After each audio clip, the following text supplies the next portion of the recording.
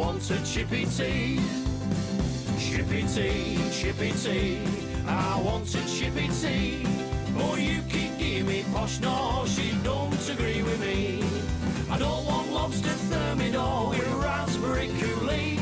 It's Friday night, I'm within me rights. I want a Chippy Tea. Yeah, I can sort of see that. You know, there's a difference between pulling water-based and pulling plastic. Oh, big star. I thought about dabbling more into water-based when the auto comes, but what I'm going to do is I'm going to stick with what I'm doing, just because plastic's all predictable. I know how it feels, I know how it prints. I can, you know, if I'm especially printing wet on wet, I can understand what it's doing. If I run into problems, I know what it's doing. But if I start throwing, I've got a new auto, and now I'm trying to learn water-based and wet on wet water-based. Well. Yeah. It's like, fucking hell, problems will go up, and I'm like, I don't know what's causing what, you know what I mean?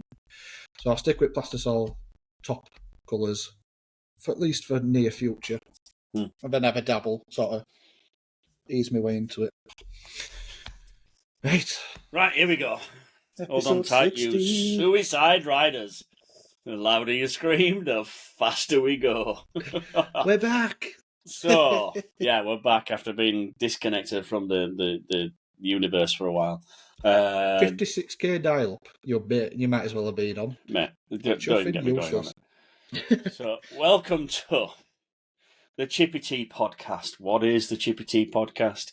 It's your chance to catch up with me, Tony P from Palm Print, and Danny D from Flipping Sweet Print Co. in my right nice makeup stop.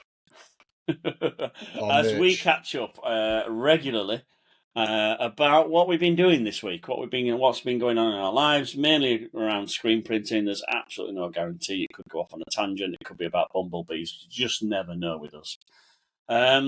So we're going to sort of kick this week off. Well, it's probably been closer to 2 weeks, I think, Danny. So yeah, not far off. We're going to throw it over to Danny and say, what have you been doing for 2 weeks, you lazy bastard? Have you done what?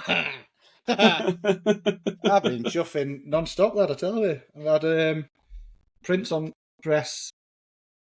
I've had a lot of big, bulky orders, close, tight deadlines. What do you call big? Oh,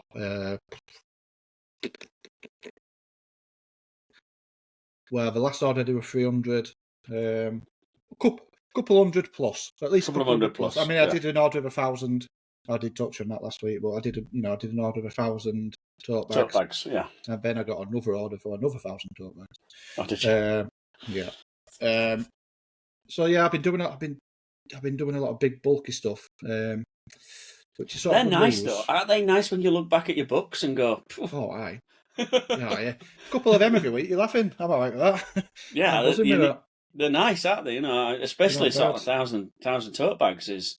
As soon as you start timesing what you're doing by 1,000 rather than 100, you suddenly think, oh, this I might stick at this for a living. I might be able to make some money yet. Yeah. Well, it took me 15 hours, like. It's the reason we're all here. I know, yeah. Yeah. But it's the reason we're all here. We're all here to make money at the end of the day. So, yeah, good on you. So, that's good timing because I have begun the process of putting a machine that spins itself downstairs. A dryer? A tumble dryer? A washing machine. A washing machine? Got me in a washing machine. I'm sick of my mum dyeing my clothes pink and shrinking them, as you can tell. Good job your mum don't watch this, otherwise you'll be doing your own laundry. It's a good job she don't wash it. She'd have chuffed and shrunk this podcast. We've got a lack of viewers as it is. Without shrinking it. Yeah, so there's an auto. So I saw you bought a compressor. I presume that's not just to blow party balloons. It's not just for party balloons, no. No, it's for a machine. I've got a list of jobs I need to do before I can put it in. I've actually put them. I've got a little. I'll show you. If you put a compressor on, you could make some party balloons. Oh, hey up! Here. Tony's just discovered a little reactions. Gestures. It's called reactions. Yeah. Well, react to this. Okay. You know my little label machine recommended by our mate Bryce. I thought I was watching Corey at Floodway then for a minute. Oh, ew. It's not got a smiley face. It's not yellow. It's not yellow, it won't work. No. Did I've you buy used my one? new. You're the second person I've heard that bought one. I think it Sarah bought one as well. Sarah's got one, hasn't she? About only like 50 quid. They're brilliant. I know. So good. I've done that for my screens as I'm a proper well. label freak. If I had one of them, imagine my house. Everything would just be labelled. I'll have to be like, what's this? Why have all cutlery got labels? Yeah. So who's labelled the dog? So I've put a list of what I need to do with these labels hanging off my whiteboard, and then as I do it, I just rip it off. So, and then above it, you have been watching Corey, haven't you? Oh, I have. I don't know. Are there some little squares in corner where wheels go and stuff? You got all them? I've actually just bought some little wheels with like a little square wheel platform to put stuff on top and push it around shop. I've bought that so I can move the compressor. So what do I need to do? Empty downstairs, hoover the crap out of it from every inch. It's covered in cobwebs and dust. What's it full of? Last time I think, wasn't it full of your gym? Cobwebs and dust. Yeah, I've moved the gym. The gym's in the back room now. The gym's actually in the same room that I wash my screens. The dungeon, the dark, dingy dungeon. We still got that lad helping you clean your screens? Yeah. Jack still comes round on a Monday night. We're here till like 10, 11. Yeah. Cleaning screens. I'm going to have to speed that process up. For his sake, I need to try and improve that for him, because it's not fair him coming here and... I mean, he's a mechanic, so he's working all day, and then he comes here till 11 o'clock. Paul had to be knackered. So I need to try and make that a little bit easier for him. Painting, decorating, empty the place, hoover it, paint, decorate. I need to get a fuse upgrade, because I might not have enough power. So at the minute, I've got 60 amps coming into the building. So we think. A couple of electricians have looked and they've not measured it, they've just guessed that there's 60 amps. What's your little buddy? What's that on? Is that on a normal plug? It's on like a round blue. Is it 32 what colour? amp or something? Blue or red? Blue.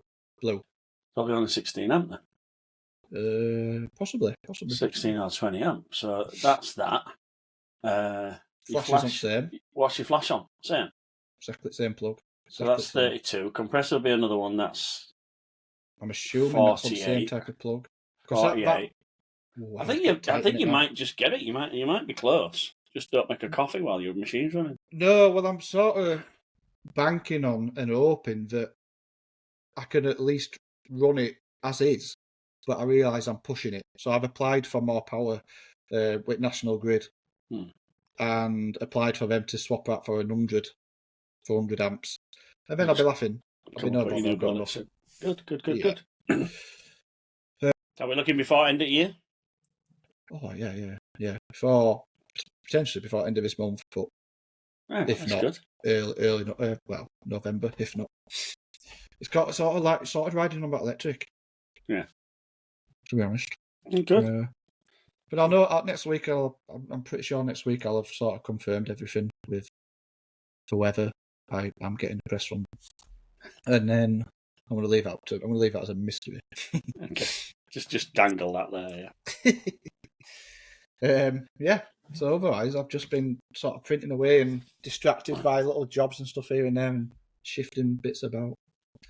I don't think if I've got any exciting print stories to tell you.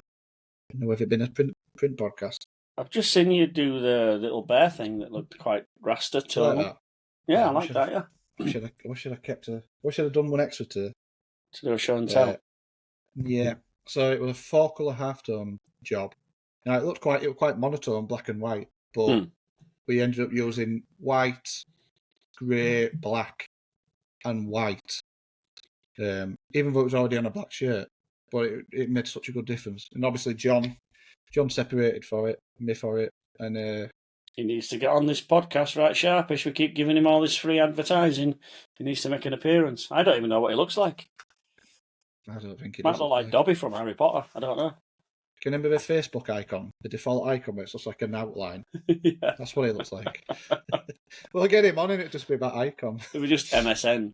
Yeah. Just that little bird, The little butterfly thing. Yeah. But do you know, the sad thing is, there'll be listeners not old enough to remember that. Make me feel old. Good. Yeah, good, thanks. So, what about you? You've... I've been on. I mean, the reason we couldn't record is because you was in Germany and... was it Germany? just Not past because you was in Switzerland Germany. somewhere. Yeah, Germany, just south of Dakota. And the hotel had dial-up, basically. No, so full story in Belgium. I was in Brussels. I landed in Brussels. I was in Kortrijk, yeah, Kortrijk, something like that, at a exhibition. But the hotel we were staying in, lovely hotel, really nice. But you know when somebody tries to make it into a boutique or designer hotel? Yeah, so kind of. This hotel's gorgeous, and it's got like a 14th century windmill outside, you know. All right, that's nice. Proper sort of historical building, gorgeous.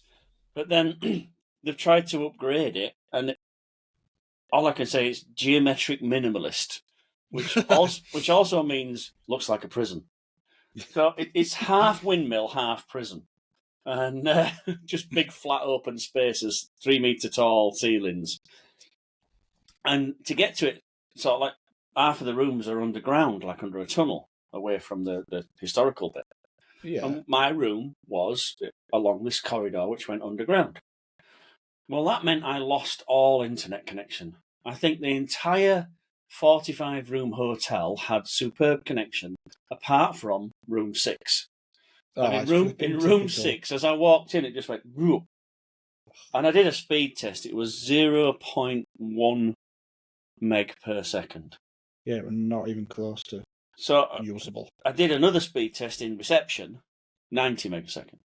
Oh, flipping out. So they had good reception. They had good internet. It's just that there was a 2 metre circle where there was no internet, and that happened to be where I was. So no matter what I could do, that I just couldn't get a connection in that room. And other than walking around Belgium with me, who's the guy who does the train spotting thing, Francis Boucher. Oh yeah. Like little weird little. Just a picture of me. Oh, this is great. That would have been really good. Next time. So, yeah, that's the reason why we didn't broadcast anything. That's the reason why I've been pretty much out of the loop as well, not connected. Strange how much we use our phones for fuck all, you know, and finding stuff out and Googling stuff. Oh, no, you can't get it. You can't go 10 minutes without thinking, oh, I'll just look this up. I'll just look that up, yeah, and you can't you don't because notice there's no until internet. You can't. Yeah, it just hits you, doesn't it? So that were a bit annoying, but got good reception at other places.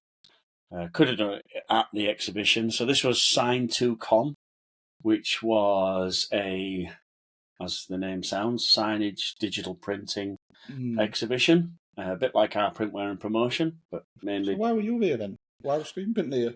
So Sign and the digital. Benelux dealer, Belgium, Netherlands, Luxembourg, so that area. Just south The dealer who's been I've known for a long time, good guy, been doing it for a long time. Anton at Pals. He's used me a couple of times for stuff, and he said if ever he does an exhibition, would I print for him? And then we had COVID, and nothing happened, and then he's just picked up the dealership for Benelux to distribute Magna colours. Oh, water-based inks. He's already been selling ink and supplies, and he does digital. So he's got DTF, he's got Brother, he's got Epson, he's got Mimaki, he's got all these stuff, but he's also the MHM dealer. And picking up the distributorship for Magna, wanted to make a show of this is a new ink type. Salt plastisol for 20 years. We're now on board with Magna. Yeah. And so I got involved in that. Look, could we come up with a design that really pushed us to show what we can do? In hindsight, I wish I'd picked a 2-colour bag job. But no, me being me, picked a 9-colour black T-shirt, didn't make it easy for Aquaflex yourself. HB job. Good grief. I won't mind, right? About 4 years ago, in America, we did exactly the same thing. Avian Aquarius was launched, and the dealer over there was selling it and said, look, we've launching this, can we show this? And I picked a 6-colour job, and it was a pain in the arse. Not to run, but to clean up when all you've got is a disabled toilet and a bucket. Because we take it for granted. I would just put it in jet wash. I'll just throw it down the sink there. I'll just get some rags out of there. I'll just get some clean. When you're at an exhibition, there's nothing except a disabled toilet and a nail brush, and you're like, I've got 18 squeegees to wash and 9 screens. And I saw you put like an advert out. Free waffles. Was that serious? And beer. That was a joke. Yeah. No, it was a joke. Free waffles and beer. Lots of people applied for it. I bet, yeah. Some of them I couldn't afford the flight. They came from a long way away. Yeah. A lot of them I thought, oh, that might be offer. Yeah, okay. I was say, it was tempting. If you notice, it was 1 beer and as many waffles as you can eat. Yeah. Because I know who listens to this show. There's no way I'd offer for free beer and 1 waffle. Cost you more than flights. So, that was it. Look, you know me. I'm a real printer. I print stuff for real, and making the decision to do a 9-colour live printing water-based job was probably not my finest moment. If I wanted to make my life easier, I'd have picked a lot less colours. I'd have picked a more forgiving design. But 3 months ago, when we came up with this concept, it was like, yeah, that'll work. Yeah, I can't see why that won't work. And a few people said to me, Tony, what are you doing? Well, why are you doing this? Why don't you, tone it down a little bit? Go take an easier option. And I was tempted, but then a little bit of sort of professional pride kicked in. No, if I tell people they could do this, I've got to be able to do it myself. I'm not going to ask somebody to do something that I can't do myself. It's a real good showcase of, mainly your abilities, skill, and knowledge. You should have seen me sat in the corner crying like that. It was definitely like that. Yeah. I like that. Sorry. This is going to happen the entire episode. Absolutely. Now I found it, I'm going to play with it. Yeah. But it's a testament to the inks as well, because it's like, if you're going to showcase ink, showcase it in an extreme example, just to prove that it can be done. You know what I mean? I was a little bit. I'm not the most super confident person in the world, but I know what I'm doing. But a lot of water-based printers got in touch with me and said, "You can't do it. You can't do that. We've tried. It don't work." And that really sort of stuck the knife in a little bit as to, have I got this wrong? Have I misjudged this? Because I was 95. I'm 90% sure I can do it, but like every job, you just never know until you get it on press. And then I'm confident in my own abilities to solve the issues. And I knew that cleanup would be a bitch. I thought I'd have more friends. Obviously, I've got no friends because it was just me washing up for 90 minutes constantly. And then we got the job on, and you've got to bear in mind a couple of things. One, I've got no delivery date. So there's no UPS guy waiting to take these shirts away. No. So there's no production pressure. No. Do you know what I mean? Just need it to be printing. I've got to make it work because they're for a concert tomorrow. Or, the kids in wheelchairs are not going to fare well if they don't get the shirts. No. So take that away and I'm more relaxed. Number of pieces I produce is down to me. So I had around about 350 pieces a day to produce. So I can take it steady. That's actually worked against me. I should have been going a lot faster because going slower caused me a few issues. Temperature-wise and stuff? No, I learned. I learn every day in this job. That's why I like it so much. There's no way I sit here and go, I know everything there is to know. I'm still learning from this. And I learned a few things over those 3 days, trust me. One of them being the temperature management going down rather than up. Right. And then the other sort of ace in my pocket was nobody knows what this should look like. Yeah. And I know that yeah. sounds a bit blasé, but they don't. I've seen the visual. Well, there's no reference. If I've there's seen no the reference, visual, it's like... and if I like it, I'm running with it. And if I don't like it, I'll change something. And it doesn't matter that, you know, the customer's not going to ring me up and say, I really wanted the blue bit there and a green bit there. No, Yeah, I'm fucking running it like this. This is it. Yeah. So yeah. I had ultimate creative That's what I do. authority. That's what I do. And the customers just have to like it or lump it. I had creative authority over it. I didn't have a deadline, and I could print as many as I wanted. So, although it was a difficult job, technically, there were a lot of the normal everyday pressures that we normally see were taken away because it wasn't a real job. That said, every fucking t-shirt went. They all disappeared. Everybody were lining up to take the shirts up, which is always a good thing. Yeah. You know, you've picked a bad design when you're printing all day and there's still shirts at the end of the dryer, and people are like, I don't even want that free t-shirt. Screw that. It looks awful. So you know you're doing all right. Oh, no. So shall we do a show and tell? Go on, are you? I'm just I standing never up. Is that get all right? to do a show and tell. You always get to do them. Well, hang on then. So right, that's right. the shirt. Oh, it does look good, that. It's 9 colour, of Yeah. which 3 were white. Right. Can you tell me which order and why? I'll tell you what, would actually be quite a good talking point if you remember this far. If you could tell me what's on each head, because did you have like a cool down? Where was your flashes? All right, calm down. Let's see if we can do this. I'm good with technology now, me. I can make bubbles appear and everything. You just... Oh, I'm doing it now. So, let's see. Oh, okay. I'm standing up because my stool's killing me. I don't mean I proved myself. I mean the stool that I'm actually sat on. Can you see that? Yes. Oh, God. Trust you to have a spreadsheet. How did I know? Trust you. Okay, so we have separations done by John. So we had separations done by John, which were, again, fantastic. Worked really closely with him. He reduced colours, increased colours, advised me what to do, where to go with stuff. We had the first base white on a 77 mesh with a 48 micron thread, 65/90/65 blade, and a 10-degree angle. Right. Speed and flood, they do change a little bit. I did put a little bit more angle on as we went through, but this is how we started off. We started off on a double stroke, Aquaflex V2 straight out the tub. Right. Flash time started at 4 seconds, came down to 3. Actually, 2.2 by the time I'd done. Now, on head 3, I should have had a cool down station. Didn't have that option. And I didn't have it. I had a 12 colour 14 station machine, 14 pallet machine. So I couldn't do it. So I had to print the second base white onto hot white. Didn't like doing that. Don't like doing that. It can get sticky. Did it dull it in any way?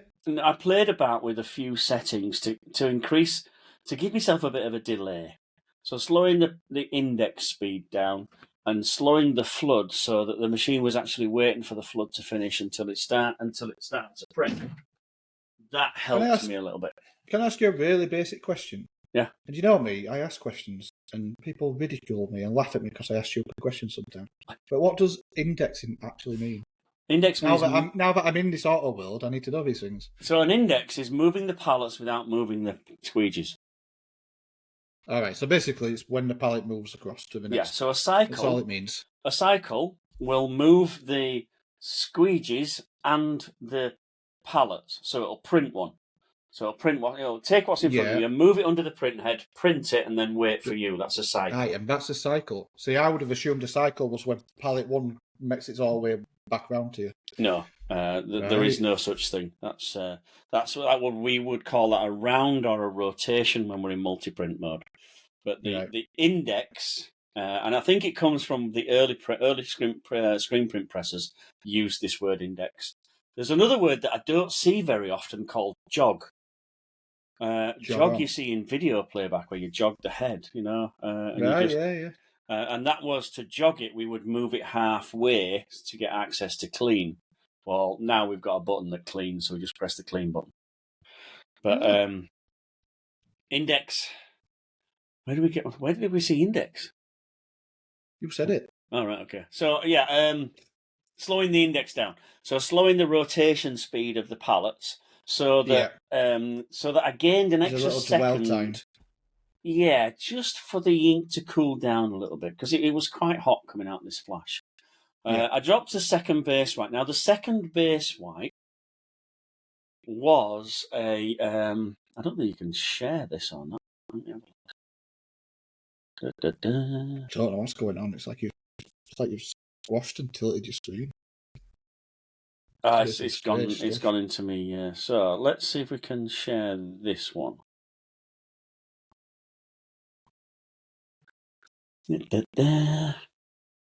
So the actual Photoshop file, which I don't normally show you, but I'm going to do. Oh, you're running. I'm good with this technology, aren't I? Right. Can you see that? Don't beat yourself up over it. Can you see that now? Yeah. Okay, so really cool design. This is the design split into channels with background. So we had a base white. Yeah. We had a second base white. Now, if you look at that, as I toggle them on and off, they weren't the same. So there was a base white 1 and a base white 2. Yeah. Which gave me just a little bit more. I also had a third white, which was a top white. Yeah. And that top white was basically just the text and some highlight stuff. Yeah. So I had 3 whites. Now, the whole plan was not to use the second base white. The reason I wasn't going to use the second base white was a bit selfish, really, but I wanted to show that everything would be nice and bright and clean with one white. Now, as it turned out, better, I guess. It needed some boost. It needed a little bit of brightness underneath everything. And so I was going to use 2 copies of base white 1. Right. When I picked the screens up, there was shitloads of moire in the screen. Okay. So I'm in a position where I can't do anything about it because I can't remake the screens. I've got another set of screens, and I checked my other set of screens, and that's also got moire, but in the other white. So no matter which combination I use, I get moire. Now I reduced it. They weren't interchangeable. No, because couldn't just pick best of both. Out of 4 screens, I couldn't get 2 that worked together. Where one of them didn't have moire in it. Right. Now I got asked a question rather rudely by a guy over there, and he says, "Oh, you've got moire in the screen." I went, "Yeah." He went, "Why?" How long have you got? I can explain this with angles and dots and circles and everything, or I can just blame the guy that made the screens, and I'm going to be an arsehole, and I'm going to blame the guy that made the screens. I'm sorry, but I didn't make them. I wasn't in control of them. For demo purposes. We would normally know, especially in Europe, we would know the angle of the mesh. Now, in this particular instance, we didn't know the angle of the mesh. And we dropped on unlucky. We got moire. It's just one of those things. We got it. I couldn't do anything about it. If I was in my normal shop, I would have remade the base white on a different mesh count. Yeah. Because to get it twice, I'm obviously, the angle was 22.5 degrees. It's normally fine. But in this instance, it wasn't. And after making 4 screens and having moire on 3 of them, then basically I would have changed the angle and changed the mesh to try and eliminate it altogether. This was a 77. I'd have dropped down onto a 62. And if I'd have dropped down to a 62, my life would have been a lot easier. That's my error. I chose 77. If I'd have chose 62, I'd have got away with 1 screen. For the base? Yeah, 100%. And then the top colours were all 90s? Everything was a 90, even the top white was a 90. So then as we built up an extra brightness. We put a cool grey in there. Now, I could have dropped this cool grey. It's very subtle. It didn't make enough of an impact for me to warrant losing a cooling station for it. The yellow, beautiful, bright, early on in the print area, because it was a small area and a light colour. Bright red probably gave me the most issues throughout the whole print run. And this is, I think, I asked Paul when he mixed the colours up at Magna to just boost the colours a little bit and get as high to the maximum pigment loading value as possible. So I got a bit more impact. And I think that made it a bit sticky. Now, I did have some base. I could have based it back myself. I didn't do it. I thought I could coat with it. And I would say the red gave me the most issues, mainly because it just didn't like to be hot. It was a little bit sticky when it was hot. 807, as we know, fluorescent pink, horrible colour to print with. Oh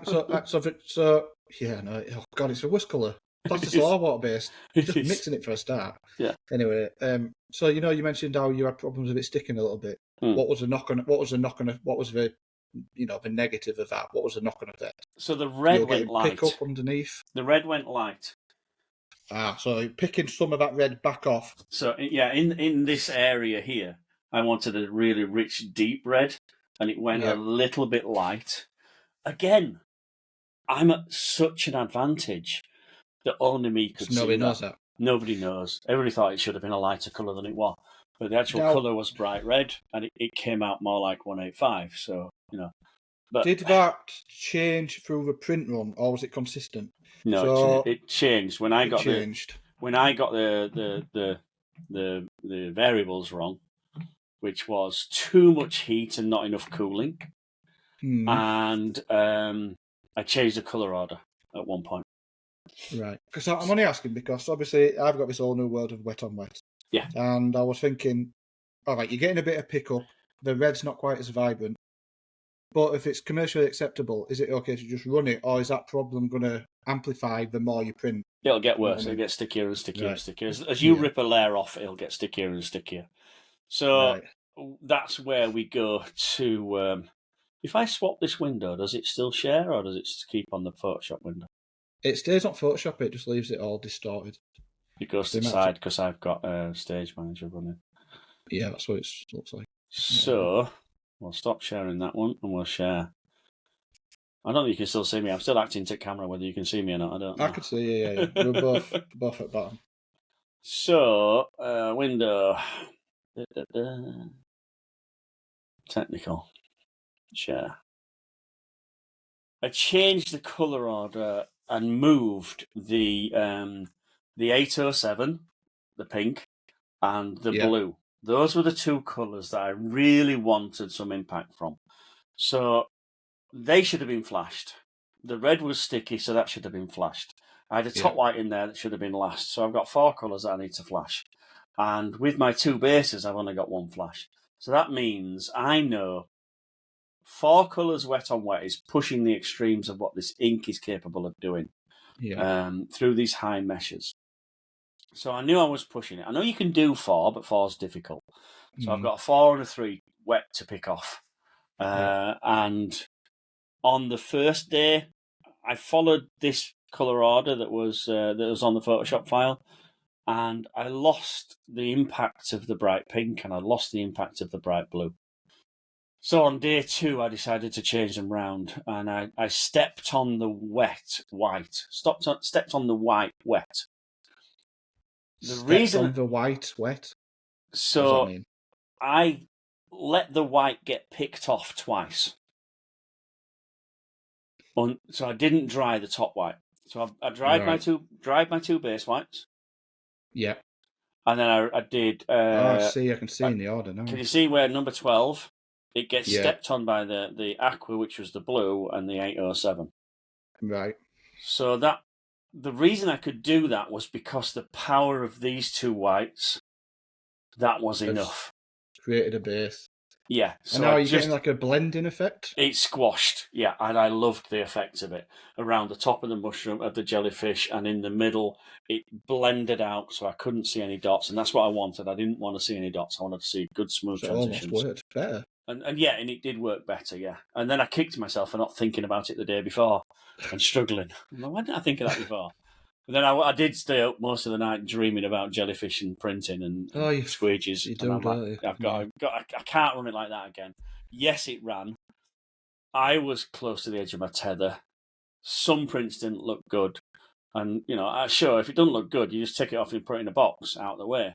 But eventually, when your box is full, everybody's like, why aren't they coming down the dryer? Where are they all? Yeah. So, I could tell you were fed up that day. I could just tell. It was stressed. Your videos, you were just like, yeah. Because you put your videos up showing, I've done it, I've made it work. It's shit, but I made it work. And you just tell you're a bit fed up with it. I'm trying not to say it was shit, obviously, because I don't want to say to everybody that it's shit. Some of the choices I made weren't optimal, let's put it that way. Well, let's be honest, they're just fucking free giveaway shirts. I know. In a way, your job was to show off the inks. I was there to show off the machine. Actually, this is where. Well, I suppose it people get confused. Employed you. Yeah. I was employed by the people selling the machine. They couldn't give a fuck what this shirt looked like. It was all about make the machine look good. So we did. The last day was more successful. Last 2 days when I changed that colour order around. And at one point, I still got a little bit of pick off on the red. So if you're looking in head 7, the red prints, and then head 8, right, let's see. It flashes.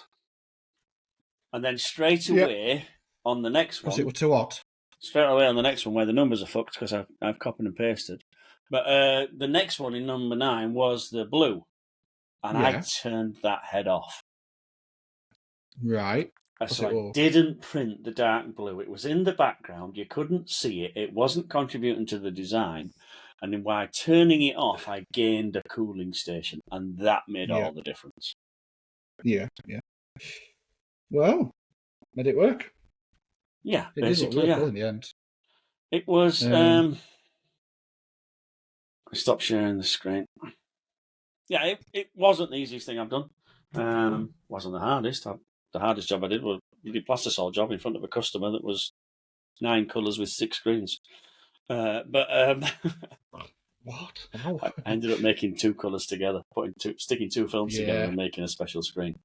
But here, limited resources, can't remake the screens, can't change anything, couldn't really add anything to the colours other than HB neutral and some white. But I think it went well. It looked good in the end. And you did your job, didn't you? It looked pretty good. It was a challenge that most people told you not to bother, but you achieved it. Everybody told me not to bother. But you made it work. I think it turned out all right. Looks ace. Looks really good.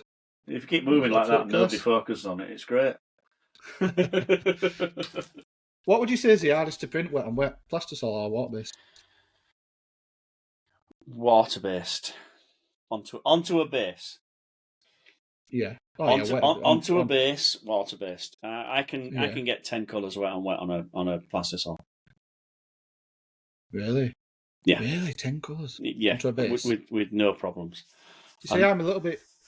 I'm not worried. I mean, a little bit of a concern. But obviously, I've gone for a smaller press, which is 6 colours, 8 stations.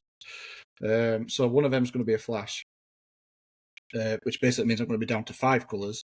So white, flash. No cooling station. No cooling station. Now, I can mess about a little bit, I think. I've got the option. So if there's 8... Because don't forget, I don't think I'm going to run it traditionally. I mean, this is not confirmed.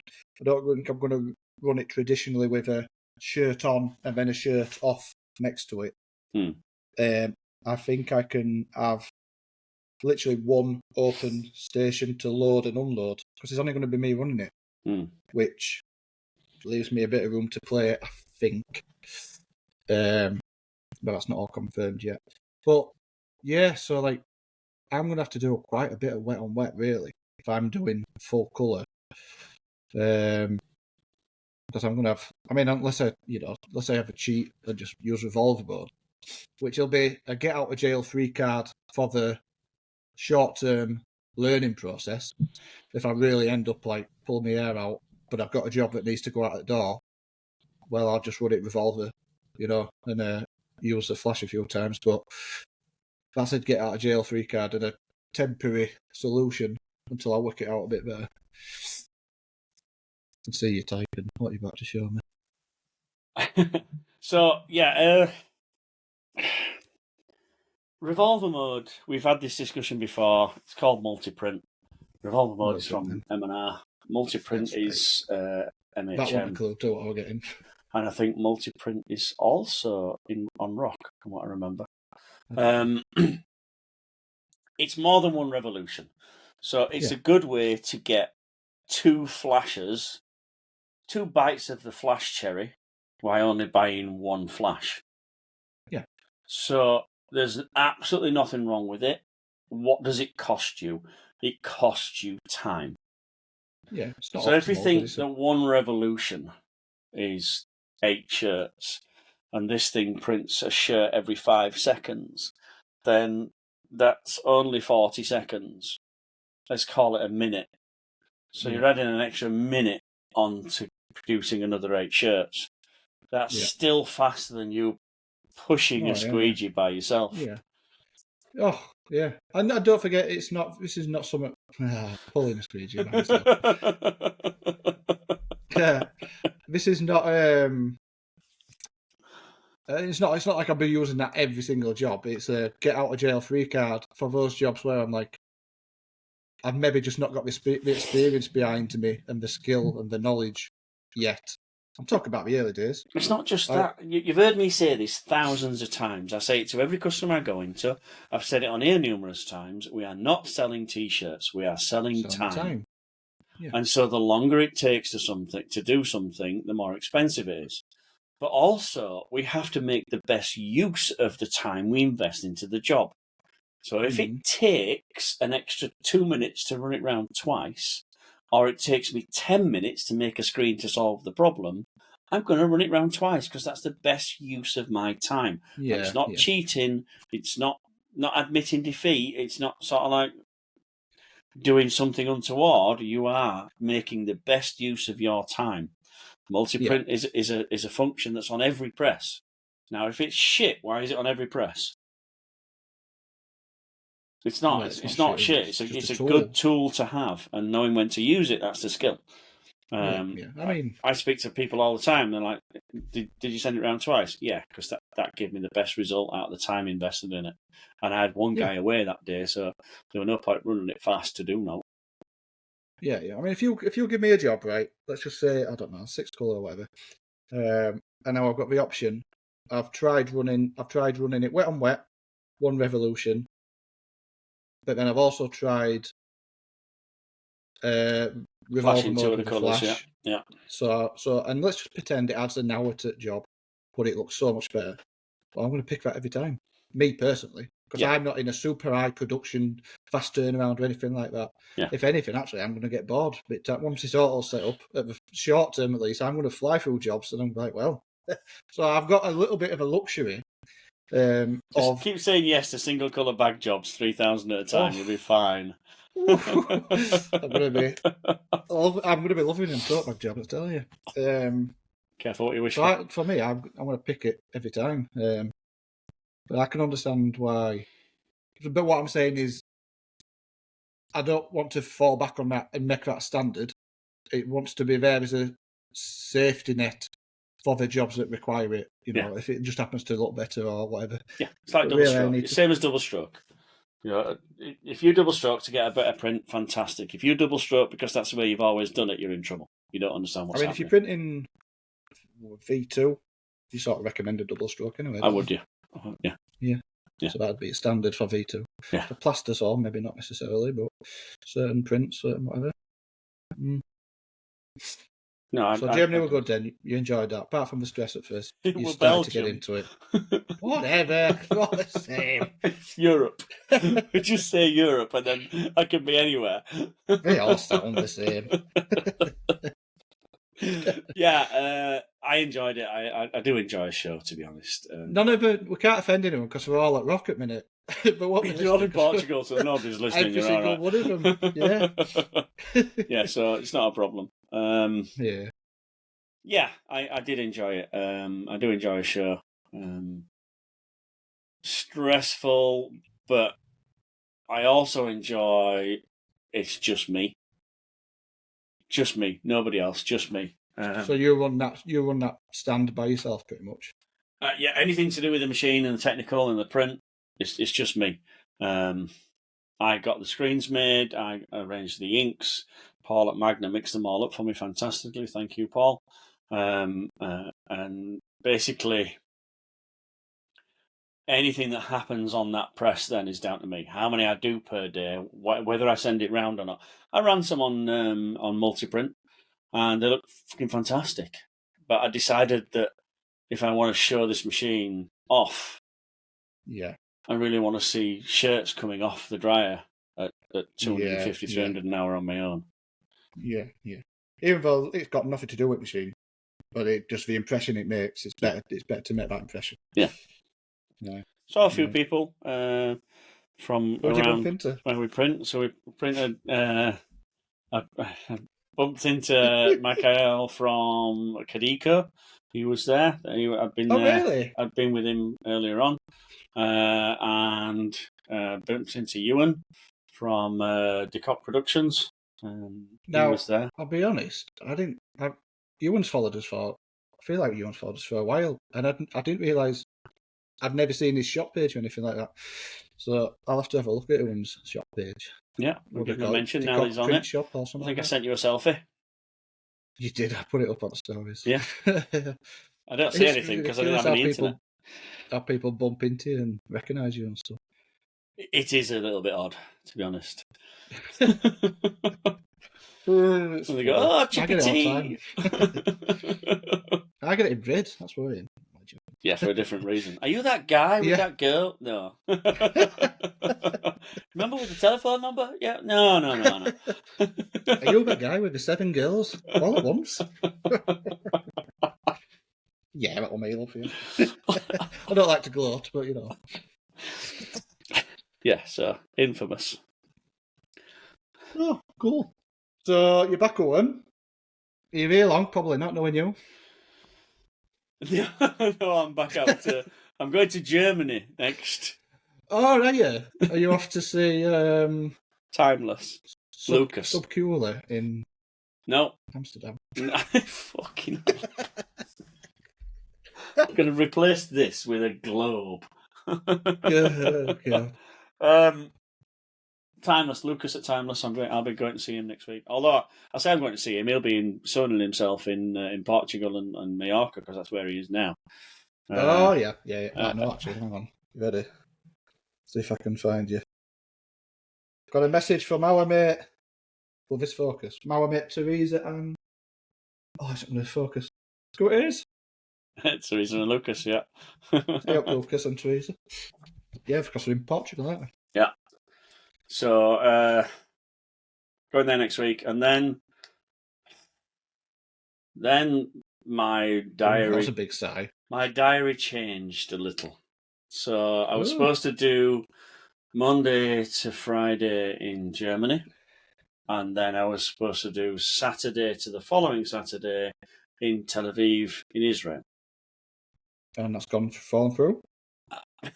Yeah. They're throwing bombs at each other, yeah. So, of course, yeah. Flipping heck, yeah. So I had a phone call a couple of days ago. I said, look, I see what I see on the news. I don't know if it's real or not. My customer's been there for 25, 30 years. So what's the situation on the ground? And he said, Tony, this is all out war. Don't come here. So I'm like, okay, this is pretty soon. They'll close the airport. They'll start bombing the airport, and it's too dangerous. I've got a thing with the Foreign and Commonwealth Office in England. Yeah. So the FCDO, the Foreign Office, cannot tell you to not go somewhere. Right, but they can advise. So they can't ban you, can't make it illegal to go somewhere. But what they can do is advise you not to travel. Now, as soon as they say those words, we advise against all travel to.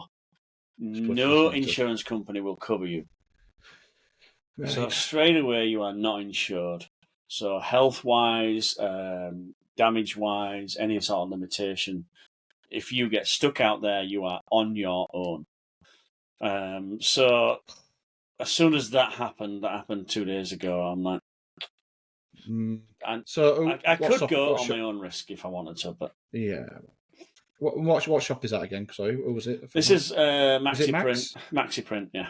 Max. Well, I think it'd only be right for us to just wish Maxi, wish him. Who does listen to the podcast? He does listen to the podcast. Yeah, he does. He usually complains about it. Yeah, he does normally complain about it. And so there was some technical stuff for Maxi there. So, and he also, he was still wiping the blood off his face. If you remember, that was the text I got. Oh yeah, because I said I'd chin him. Yeah.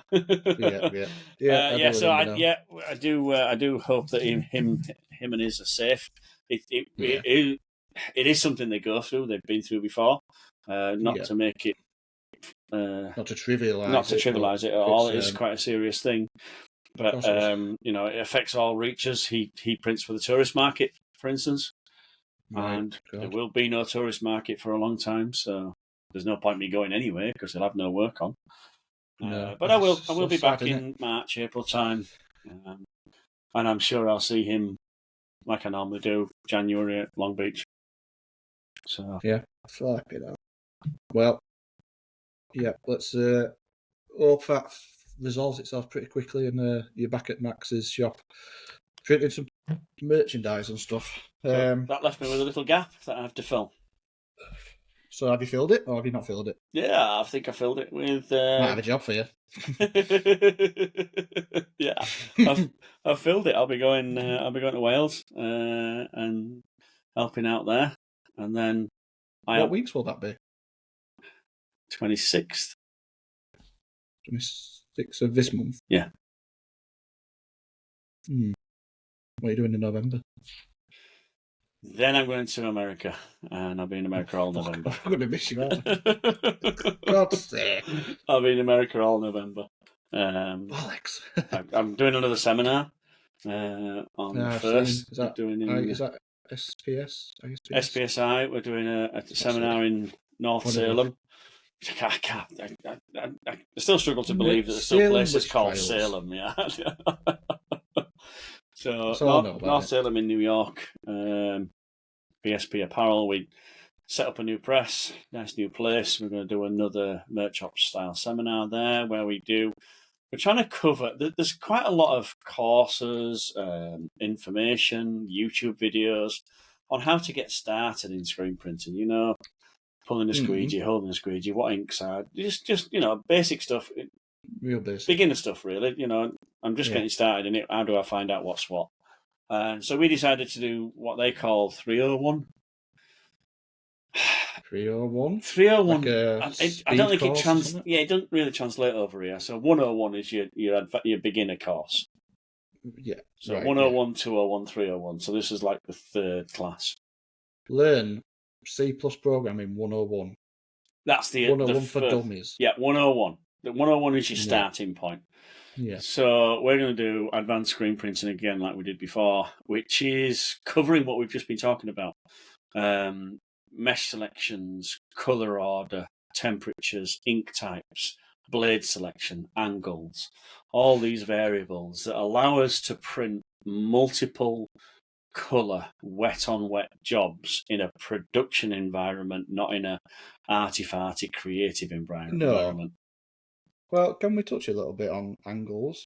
Yeah. Because I've been doing this it'll be coming close to 11 years, and angles are a feel to me. I don't know numbers. I couldn't tell you. I couldn't have a clue. If you give me that, if I put a job on press, I would use angles. But I couldn't physically say, I'm using 90 degrees, I'm using whatever, you know what I mean? It's all feel. But that's all got to change now. That's all got to become an actual number and a decision a predetermined decision that, right, well, I need to do a shallow, a real shallow angle. Now, I'm assuming shallow means more ink. Oh, actually, no, I'm getting that wrong. A tight upright would be less ink. Can you see that? The more you tilt it. So I've got that right. So the more upright, the less ink you're putting down. the more you flatten it, the more you butter ink over. Yeah. So Right. on pressers, these numbers are marked in Yeah, so literal on the press. So dial. you set it to 5, 10, 15, 20, 25, 30. So it's not a feel or a guess. It's a click into place or a lining up against an arrow as to, right, Now- okay, 5 degrees are going to give me the least ink. We don't print with 0 degrees because you'd never print with a straight squeegee. No. And as we come 5, 10, 15, 20, 25, 30, that's when we start to get more ink.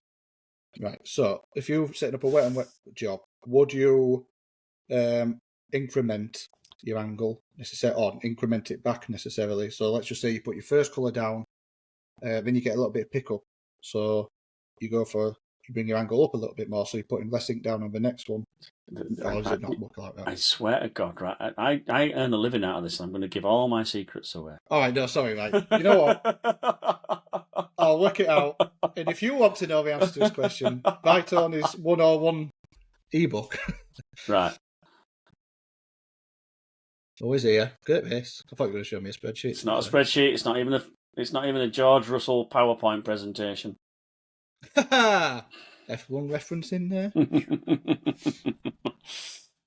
Yeah, I would happen to be surrounded by Dutch guys at the weekend when the race went off. I'm like, oh God, no! If I hear the word Verstappen one more time, that's why we have so many Dutch listeners. Because me and my allegiance to Max. So if you can see at the bottom, protect thy neighbour. So this is exactly what I'm talking about. This is what we're talking about. So just like in life, we start hard and we finish soft. Okay, we start with a hard blade, like a 75 in here. We got the 75 with a bit more angle. Then we go with a softer 70 blade with a bit more angle. And then we go with another softer blade with a bit more angle. And we get softer towards the end because underneath all of the colours, this one here has nothing underneath it. We can go straight and hard. This one here has the yellow underneath it. This one here has yellow and blue getting stepped on. This one is stepping on the yellow, blue and green. This one is stepping on the yellow, green, blue and red. So we have to protect them. So here the yellow is getting stepped on 5 times. So we've got to protect it. My theory was actually the opposite way around. You want more angle every time you step on We need to go gentler, softer. So that's the basic of that is gentler, softer. Protect the previous colour. So you protect the previous colour. When we're doing wet on wet, that's the beauty of it. It's all kicking up. Egg timer's going. Now's your time to go for a wee. Your boiled egg's going.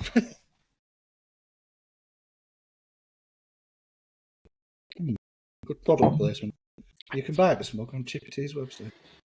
Somebody told me the other day they went onto Chippy Tee's website and I said something along the lines of, fucking hell, who built your website in the 80s?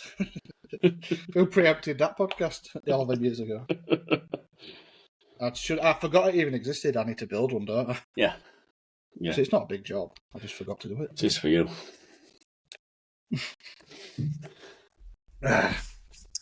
So, anything... Where were we? What were we talking about? Colour order.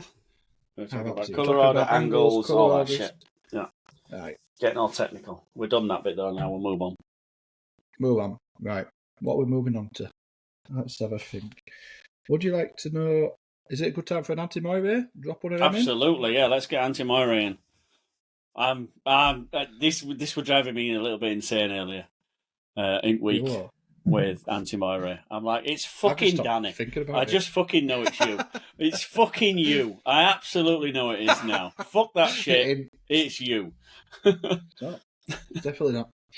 I'm Uncle Gerometer. Dearest boys, the weather is turning colder. It actually is. There were frost up windows this morning. Only in Brid. Weather is just next door. Somebody robbing next door. The weather is turning colder, and that can only mean one thing. Hoodies are back on the platens. I hate hoodies. T-shirts are so much easier to prep, print, and pack. Oh, fucking hell, don't I know it. 150 hoodies I had to put in a poly bag. And I've come to the conclusion, 1, I shouldn't be charging the same price for bagging hoodies as I do T-shirts. And 2, I need bigger bags. Yeah. That's on my marginal gains list. But hey ho, that's the way the wind blows. That's the way the wind blows. He actually put. Don't know why there was an extra vert in there. You pedantic bastard, Danny. As if you can actually spell and string sentences together. You just have to give the customers what they want. And I'm not talking buttered muffins. I think that was a reference to a previous episode. And I can't exactly remember what. But it was something to do with butter in ink, I think. I don't know, weeks ago. No, buttered muffin. Like butter in a muffin. It was something along them lines. It was, yeah. This week, while I was working on another boring print, standing at the auto, he's a bastard, you know, because he throws these little red herrings in, I'm sure he does, and dreaming of upgrading to an MHM press. So we haven't got an MHM now. So that rules some. Well, hang on. You need to send me these. I need to investigate these forensically. You'll go around in circles. I've tried. Honestly, I've got a board here with like little bits of red string going from person to person.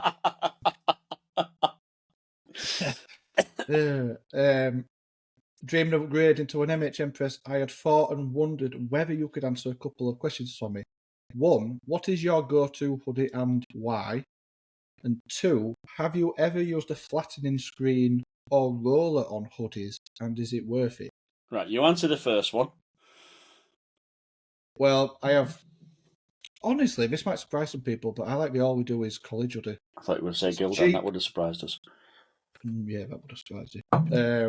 It's quite basic. It's a basic hoodie, reasonably priced, really easy to print on. Like the surface, it's not super fleece lined. And you know what? I've never had a complaint as far as people like the hoodies. It's an alright hoodie. Yeah. Is it super premium? No. So that would be my basic option, and then you know me, I'm team AS colour, so any AS colour hoodie I like typically. What's the choices in AS colour? Because I mean, I'm not in the game at all, so I don't know the brand names. Whether it's a Scooby or a Do, I don't know. Well, they have a couple. I actually like the ones they've got ones with metal tassels, like little metal ends on end of tassels. Let me see if I can remember which one was. I don't actually think that's. I don't see. They have the AS colour hoodie, the premium hoodie. I don't think that's the one. Sweatshirts. Let's have a look. So they do the heavy hoodie. They do the stencil hoodie, which I think is the one I like best. So, yeah, possibly. And the supply hoodie. Is that the one? Not so sure. I like them all. Who else does a good hoodie? So you go to hoodie. You're absolutely. The go-to is all we do is. Yeah. I know it's real basic and stuff, but it typically works for what my customers need. I can push premium t-shirts. That's no problem. But it's a rare occasion that somebody asks for super premium hoodie. I'm not saying I don't sell them. I've just done some staple hoodies. Just done 150 staple hoodies actually. Beginning of this week. So, what's the price of a hoodie now? All we do is at least a tenner. So. The broke a tenner, yeah. Yeah, the broke a tenner, yeah. The cheap, what you would call cheap. All we do is, or even like a Gildan, they're more than a tenner. Are they? At least a tenner, like maybe not too much more, but about 10 quid or something like that. Expensive fuck up, aren't they? I mean, if you get a Stanley Stella, you can be like close to 30 quid for a hoodie. Wow. You mess them up, you're knackered, aren't you? That's all the profit in one job, isn't it? Yeah. This is where it comes into pricing with percentages, like marking up garments, because if you take a job on for 100 t-shirts and 100 Stanley Stella 30 quid hoodies, but you're charging the same print price, if one of them goes tits up, you're absolutely screwed, aren't you? Yeah. So there should be an higher price. And then, have you ever used a flattening screen or a roller on hoodies, and is it worth it? And does this also include hot irons? So 100%, without a doubt, don't even question it, use a roller screen on hoodies. it's the difference between a good print and a fantastic print. I have used every stage. So there are 3 main stages. Stage 1 is a flattening screen. So a flattening screen doesn't have to have a roller attachment, doesn't have to even have Teflon underneath it. No, it's just a screen with emulsion with like it's a something screen with chucked in. emulsion. You can Just either pull use it. tape or you can use that backing from your transfer paper. You put you make sure there's no image or anything on it. You put a squeegee in, ideally a nice round soft squeegee, and you print with a lubricant. The lubricant is just to stop the squeegee running dry. So I've seen Spit.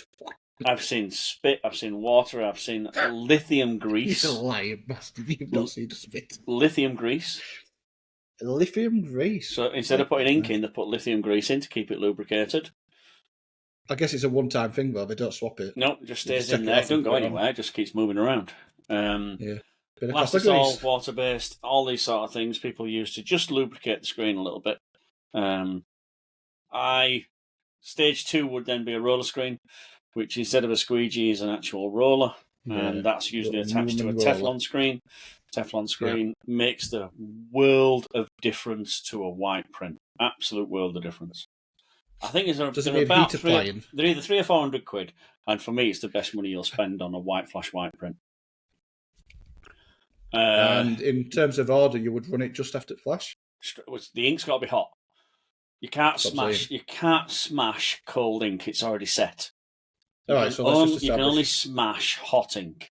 So you either take it from the flash, and while it's still hot in that little gel stage between 90 and 120, while it's still in that stage, you squash it. If you don't hit it at that point, then if you get above 120, it's wet. If you go below 90, it's solidified and won't do anything. But didn't you find the best results? Oh.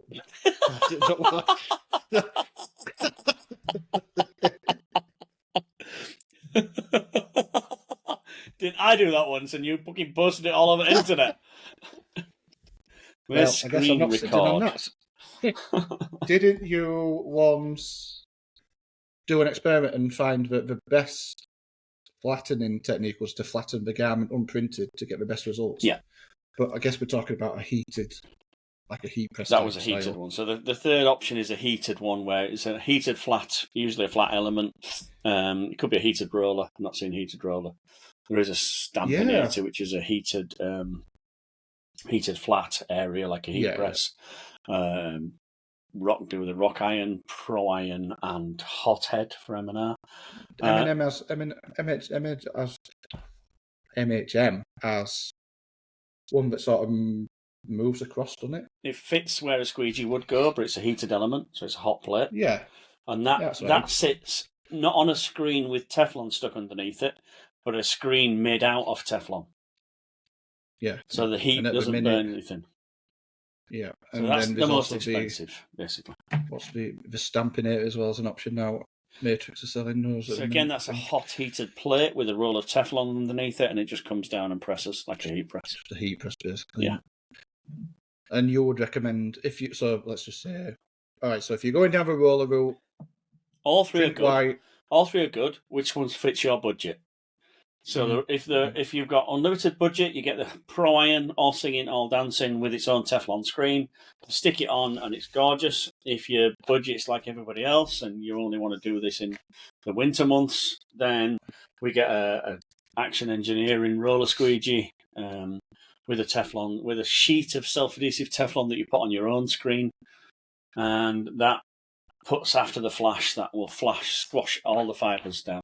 Really, really good product. Got a watch with it on hoodies, and I think Action now do a version with a notch cut out of the rubber in the middle. They do. A channel. Yeah, that's like cool. A channel cut out. So, yeah, absolutely. And if you're on an absolute budget, any old screen to flatten it while it's hot, you must flatten it while it's hot. Might have to think about that. It's probably only going to be useful to me for white prints. Flash white. White flash white. It makes a massive difference. It turns it into a retail print. That's what it does. Do you know what? And do you know what as well? If you've got that screen, if it's a permanent screen that you just got there, and you've got Just your pick it roller. up and throw it in, yeah. Easy swap. Yeah, Yeah. it's like silly not doing it. If you're printing, I say white it's silly flash because white. that station would usually be a cooling station.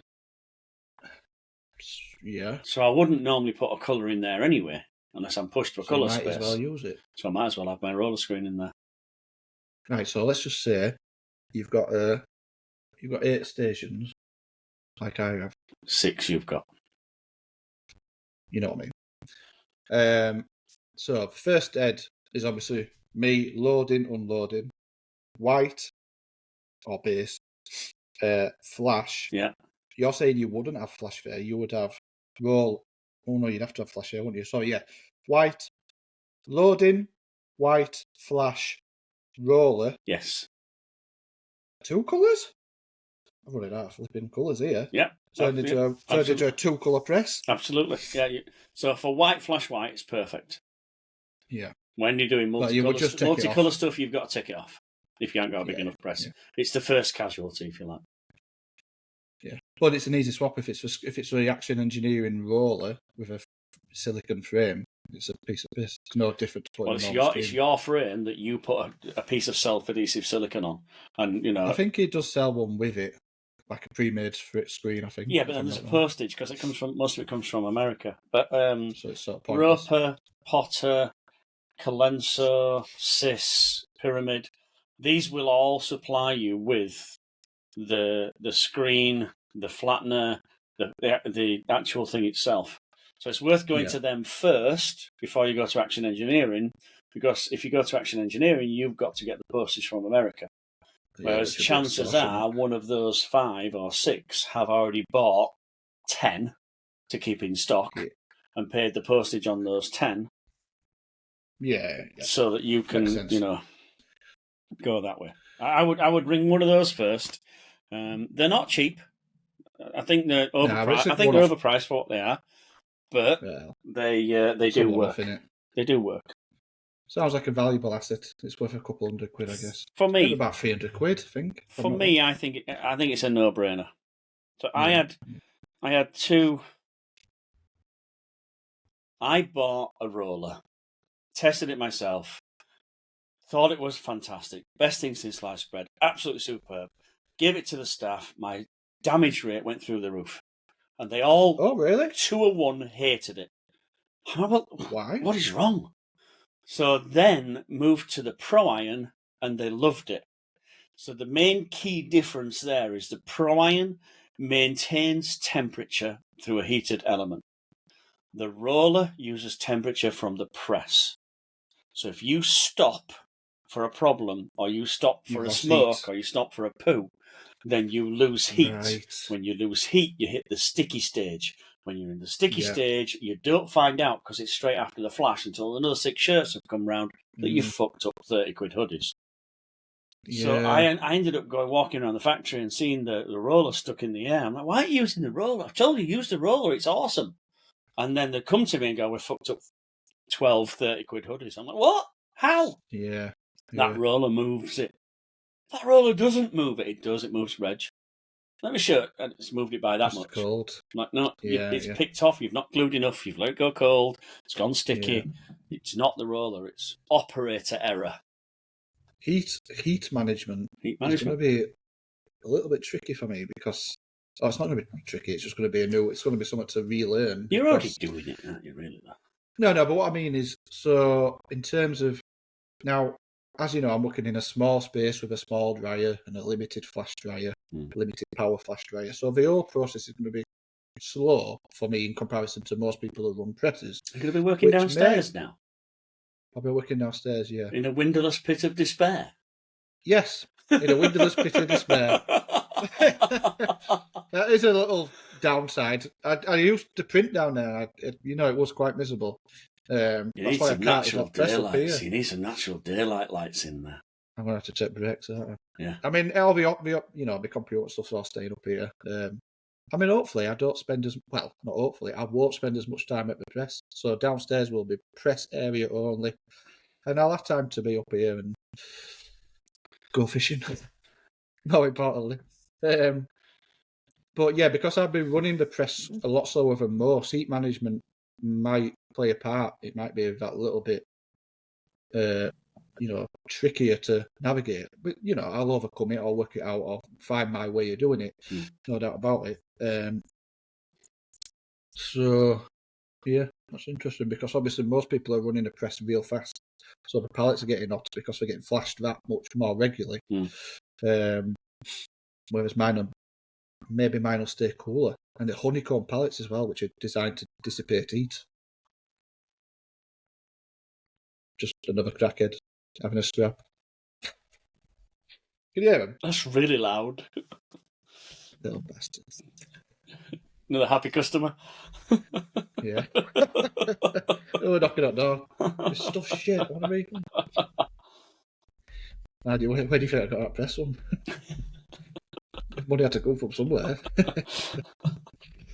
Oh, God. Right. Let's. So we've answered that question.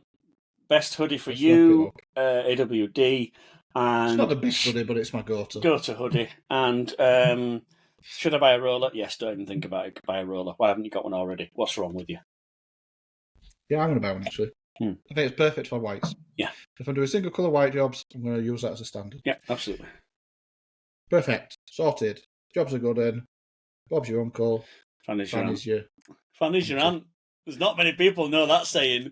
The Germans will love that one. Oh, absolutely, yeah.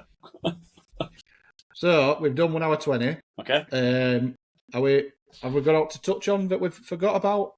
Or should we start wrapping things up? Well, wrap things up. I don't have notes like you, so I just take your lead. Whatever you say, I follow with. Whatever's on your notes. Have you done your notes? Well, there was one note about crosslinker, but I've already been ridiculed by that. Not one. ridiculed, just told. You didn't do a ridiculing. I took crosslinker with me to Kazakhstan, whatever it is. I went to when I went to Belgium this week. Yeah. I took crosslinker with me, and I was just like, "What are you taking crosslinker for?" Well, I don't know what dryer I'm going to get. I honestly don't know. Stuck with one of those little it could have been a little buddy again. like Guatemala, yeah. So it was it turned out to be a Chiosi Kawazuti, very similar. One of those Bakuzi kamikaze jacuzzis, yeah, one of them. Yeah. One of them kamikaze jacuzzis with a self-return on. So not only were I running at 300 an hour, I was putting them on, taking them off, and catching them off end at dryer, all stood here, and talking shit to people, trying to do my best French impression. And people, or person, has the cheek to accuse you of not being a printer. Oh, yeah. He doesn't even print. How can he teach you? Yeah, come on. Bring it on. Walk it off. So I took crosslinker, but I didn't use it. It does shorten the shelf life. Imagine I didn't know that. crosslinker cures or makes solid the ink when there's no more water left. So we get rid of the water so the crosslinker can activate. Back in the early days of Sericol, they sold, dig this out from somewhere, Monotex. I think it was called Monotex. And this was air curing water-based ink. Right. So to get full wash fastness, all you did was hang it up for 24 hours. The water evaporated. Next day, it was ready to go. So you didn't need to dry. Zero downside. Like, does it stand a wash test identical to an oven cured garment? Yeah. The only downside is usability, because it's air curing.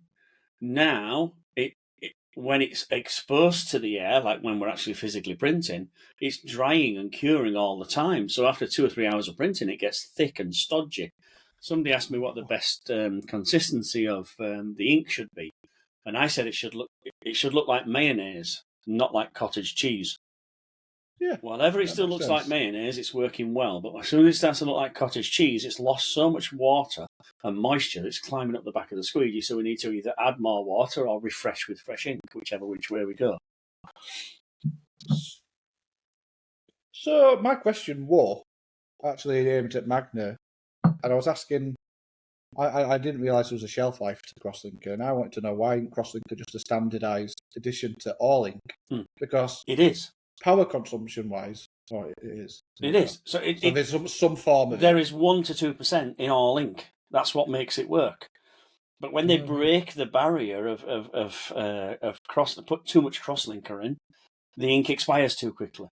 So they take it out just enough so that there's a better shelf life on the ink and a pot life and a usability life, but they still have to keep enough in so it crosslinks, so it binds, so it sticks to the shirt. All right. So we can't put that emphasis on Magna or Virus or Avian, Aquarius, and all the other water-based inks I can't quite remember the names of. We can't put that emphasis on them because obviously by the time we'd got the pot of ink, it'd be unusable anyway. I think as water-based printers, should we not be using it that little bit more, taking into consideration the significant amount of power that we won't need to use? We won't need to run it through a dryer for anywhere near the length of time or the length of or the amount of power that we are to cure it. Because surely we could just run it through a dryer to be touch dry. It's a balance. Stack them and it'd be totally fine. It's an absolute balance between printability, usability, and energy consumption. You could argue that if you can get it cured at 160 instead of 170, then that 6% saving on energy is, will pay for it. But then you've got to add up, what about the landfill, the waste, the stuff you've got to throw away? Because you have now got a chemical that you have to get rid of because it's no longer printable. And crosslinker is expensive. I think 5 litres of crosslinker. I was going to take enough crosslinker to put like 2% crosslinker in 8 inks. And it went down on the list of stuff that I want at 5 kilos of crosslinker. And they came to me and went, do you know how expensive that is?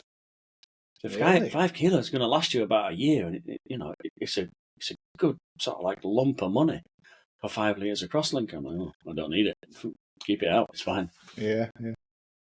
But if you're saying 5 kilos will last a good chunk of time for a print shop, is it a worthwhile investment to consider? At least consider the fact that if you could run crosslinker in all of your inks, I mean, if you're used to printing discharge, you're used to mixing ink to do the job, and you have a little bit left over that goes into bin because it's unusual. But you've probably gotten quite good at all your management spreadsheet like you at working out how much ink you need. Ink management. And if you could turn them dryers down or speed them up at least, surely that's worth a saving. It is, and Magna recommend you do that anyway. All the ink technical data sheets will recommend that you use crosslinker anyway. They win both ways. That you use more ink and you use more crosslinker, and you save the planet. Not through landfill, only through energy use. True. There is a product, one of the Magna's products, which cures at 110, and I think it's fantastic. I need to try that, don't I? That was a white, wasn't it? It was a white, yeah. It's a full range, actually. I better stand up. It's a bit. Cis Fast, Aquafast, something from Cis. Yeah. Worked really well. But quite difficult to use, sticky on press, hard to go wet on wet because, the ink's starting to cure really quickly. So we trade off like usability with that curability.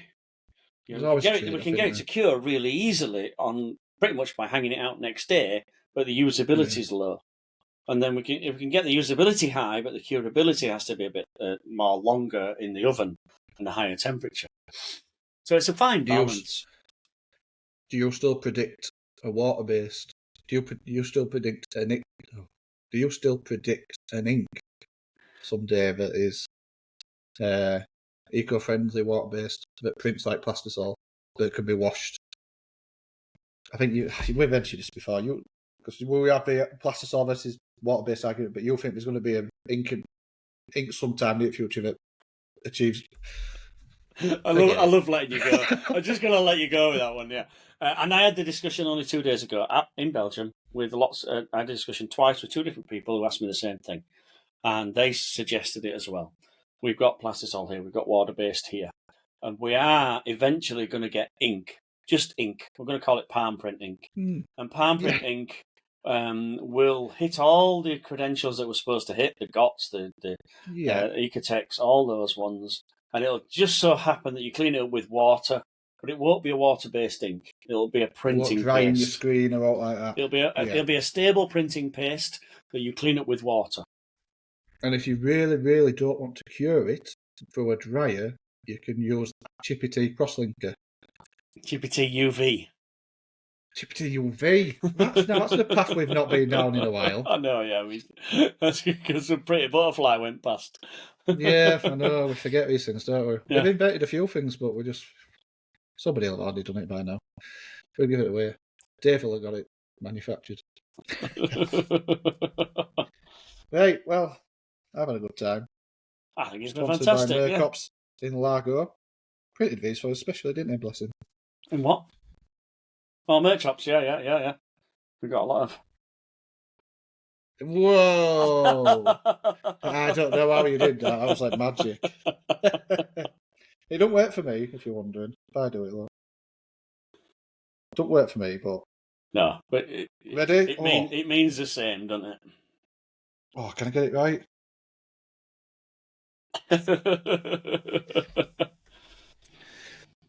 I like Bryce. Hell of a guy. Hell of a moustache. He's the Tash King. Hey, I'll tell you what I watched yesterday. What?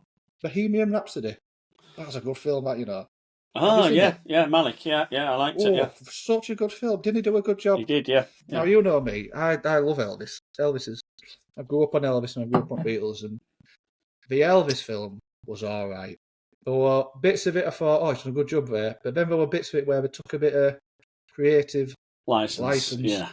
And I didn't like the way certain people, like his mum, I didn't like the way he portrayed his mum, and certain things where I was like, hang on, that didn't happen. It didn't happen like this.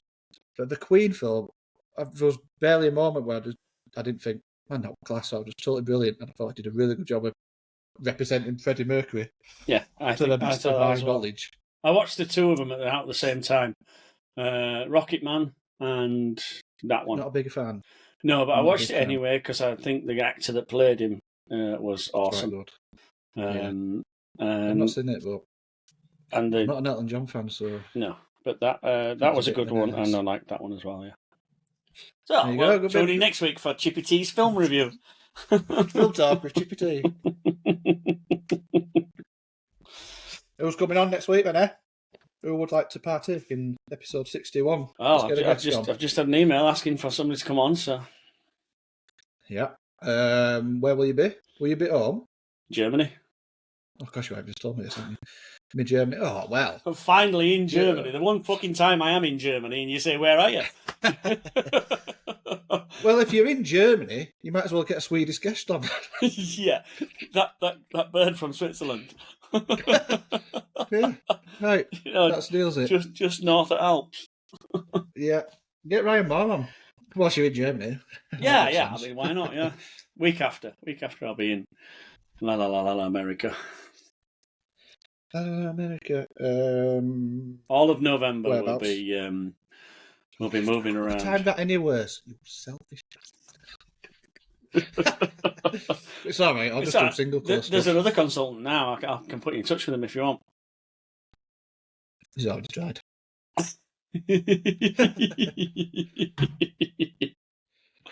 Room enough for everybody. Of course he is. Right, and episode 60. Thanks for catching up again. It's been good to chat to you for a change. Since we're not spoken to a week. I hope everybody enjoyed it. I don't know. We got a bit technical. Maybe we got bogged down with technical there, and you had to be looking at it because they were shared screens. But I think that was a good thing. You might be listening. It's not very often I get to do some real printing anyway. You know what I mean? I don't print anymore. Well, you've not been a printer for 30 plus years. So, yeah. Not you being an old white guy who doesn't even print. Don't let the bastards get you down, Tony. I don't know that way, dig it, but... No. That's Bambi elbow. Fucking that's their fault as well. Having a little Dave.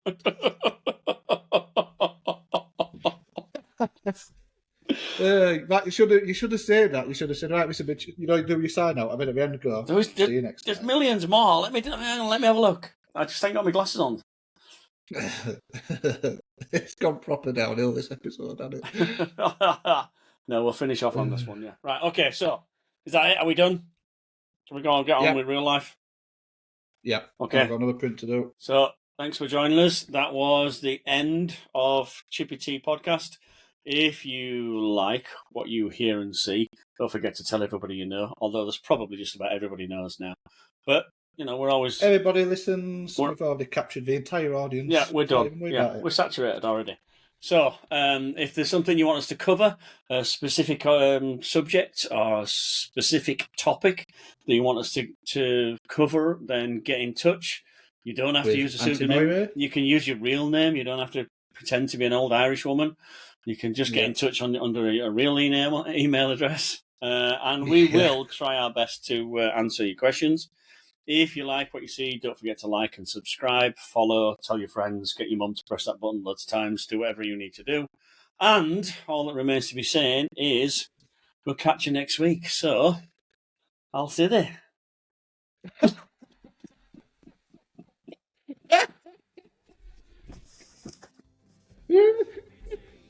Just like a child.